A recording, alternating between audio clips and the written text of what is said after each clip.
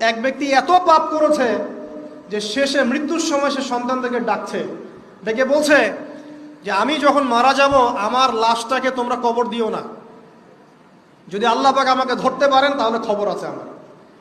কি করতে হবে? সে বলছে যে আমার দেহটাকে তোমরা পুড়িয়ে ফেলবে এবং পুড়িয়ে ফেলার পরে ছাইগুলোকে একত্রিত করবা, করে অর্ধেক ছাই সমুদ্রে ভাসিয়ে দিবা, অর্ধেক ছাই বাতাসে উড়িয়ে দিবা। সন্তানরা তাই করলো। মৃত্যুর পর আল্লাহ পাক এই সমুদ্র এবং জমিনকে বাতাসকে আদেশ করলেন যে তোমরা ছাই জড়ো করে দাও। আর মানুষ আর জিন আল্লাহর কথা না শুনলেও এই প্রকৃতি আল্লাহ পাকের কথা শোনে। বিজ্ঞান বলে প্রকৃতি থেকে সব হচ্ছে। কি প্রকৃতি? প্রকৃতি কি, কাকে বলে?